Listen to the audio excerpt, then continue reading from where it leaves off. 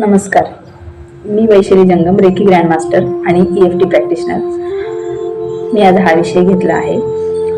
तुम्हाला जर तुमची कुठलीही काळजी, चिंता कुठलीही असेल, आपल्या मुलांविषयी असेल, पैशाविषयी असेल, इन्कम विषयी असेल किंवा अनेक काही घरातल्या अडचणी असतील, भांडण, तंटे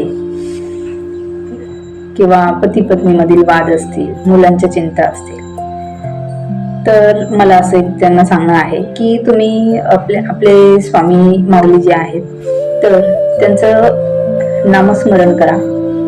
आणि जे तारक मंत्र आहे तो आता तुम्हाला माहितीच असतं, तुम्ही युट्यूबला जरी सर्च केला तरी तुम्हाला तो मिळेल. तर तुम्ही तारक मंत्र म्हणा 11 वेळा, संकल्प करून म्हणायचा, असं नाही म्हणायचा की तुमचं जे काही नाव असेल, तुमचं नाव, गोत्र, आजची तारीख, तुमचं स्वामींना सांगायचं मी 11 दिवस तारक मंत्र हा 11 वेळा 11 दिवस म्हणत आहे असं म्हणून. पण कुठल्या कामासाठी म्हणताय हे सांगून तुम्ही संकल्प सोडा.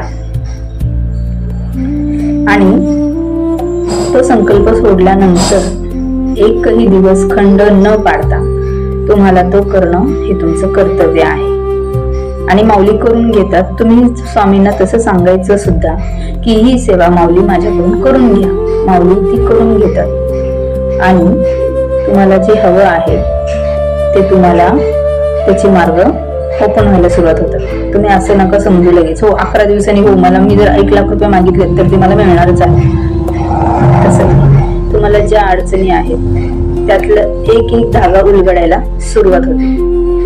तुम्ही असं नका समजू की 11 दिवसांनी झालं नाही तर मग काय उपयोग आहे. नाही, तसं नाहीये. तुम्ही सुरुवात करायला तरी सुरुवात करा, संकल्प सोडून करा. पण हे 11 दिवस झाले, परत पुढचे 11 दिवस करा, जेणेकरून तुम्हाला तुमचे जे ब्लॉकेजेस आहेत, असं समजा की हा एक असा भांडा आहे किंवा एक असा गोल, समजा गोल सर्कल आहे, तो पूर्ण काळा आहे. तर त्याच्यामध्ये तुम्ही जेव्हा हे 11 वेळा म्हणण्याचा जो संकल्प करता तर त्याच्यामध्ये एक छोटासा सुईच्या टोका एवढा एक पांढरा डॉट आला आहे असं समजा. तो डॉट म्हणजेच पॉझिटिव्ह एनर्जी जी स्वामींच्या तारक मंत्र आणि त्यांच्या नामस्मरणाने आली आहे. ठीक आहे. आणि त्यानंतर पुन्हा जेव्हा तुम्ही परत ते करता तेव्हा तो डॉट काय होतो, एका सुईचा होता तिथं तो 2 सुईंचा होईल, 4 सुईंचा होऊ शकतो. तुमची इथून जी श्रद्धा असते, आपल्या हृदयामधून करणं गरजेचं असतं. फिलिंग्स महत्वाच्या असतात, नुसतं तोंडाने बोलणं नाही. प्रत्येक लाईनचा अर्थ समजून घ्या, डोळ्यापुढे आणा. निशंक होई रे मना, म्हणजे तुम्ही तुमच्या मनाला सांगताय स्वामी माऊलींकडून की स्वामींचं नामस्मरण केल्यानंतर तू निशंक हो, तू शंकाच घेऊ नको कुठले तुझ्या आयुष्याबद्दल. जे काही तुझे मागचे जन्म असतील तेही जरी विषय असतील तरी तेही विषय तू घेऊ नको. तू पूर्णपणे निस्वार्थीपणाने, विश्वासाने तू स्वामींचं नाम घे. हा प्रत्येक ओळीचा वेगवेगळा अर्थ जसा आहे ना तसं तुम्ही तो डोळ्यापुढे आणायचा आणि तसं 11 वेळा म्हणायचं. अगदी शांततेत म्हणा, कोणी घरात नसताना म्हणा, मन लावून म्हणणं जास्त महत्वाचं आहे. तुम्हाला 11व्या दिवशी खूप छान अनुभव येईल आणि तुम्ही त्याचं तीर्थ बनवा. सगळ्यात महत्वाचं म्हणजे तीर्थ म्हणजे कसं की जेव्हा तो तारक मंत्र तुम्ही म्हणायला बसताय तेव्हा एका छोटंसं फुलपात्र, तुम्ही जेवढं पिऊ शकता तेवढं पाणी घ्यायचं, म्हणजे त्याचं तीर्थ बनतं. तर तेवढं पाणी घ्या आणि त्याच्यावर हात असा ठेवायचा. ठीक आहे, म्हणजे मी एक दाखवते तुम्हाला. हे बघा, असं एक पेला घेतला, म्हणजे छोटा घ्या तुम्ही, मोठाच घ्यावा असं ते नाही, आणि त्याच्यावर असा हात ठेवायचा आहे. ठीक आहे, आणि असा हात ठेवून तुम्हाला 11 वेळा माऊलींचं श्री स्वामी समर्थ हे पण तुम्ही करू शकता. 11 वेळा ते जरी म्हटलं तरी त्याची ही पावर काही कमी नाहीये, तो सिद्ध मंत्र आहे, तोही म्हणा. त्यानेही ते तीर्थ बनतं, त्याच्यामध्ये ती एनर्जी येते. आणि पाण्यासारखी आपलं जे मनातले विचार आहेत ऐकून त्याप्रमाणे आपल्याला ते विचार देणं, हे पाण्यामध्ये भरपूर मोठी ताकद आहे. ते आता ते सायंटिफिक आहे, मी तुम्हाला ते नंतर पण सांगेल. आणि तुम्ही हे एक सुरुवात करा. ते तीर्थ बनवल्यानंतर ते घेताना सुद्धा पूर्ण श्रद्धेने आणि पॉवरफुल फिलिंगनी घ्यायचं आहे तुम्हाला.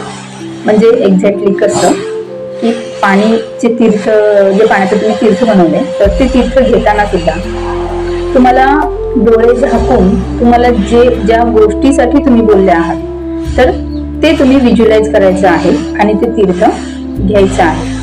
की हो, माझं हे काम झालेलं आहे, माऊलींनी मला त्यात मार्ग खुले केले आहेत. हा तुमचा आतून फिलिंग्स असले पाहिजेत. नुसतंच तुम्ही तोंडाने म्हणताय, हृदयातून काहीच नाही असं म्हणण्याला काही अर्थ नसतो. प्रकारे तुम्ही हा उपाय स्वामींचा करून बघा आणि व्हिडिओ आवडला असेल तर लाईक, शेअर आणि सबस्क्राईब करा. मी आता एक सांगायचं होतं की मुलांसाठी मी मेडिटेशन कॅम्प आयोजित केला आहे, 1 आठवड्यासाठीचा, फ्री आहे तो.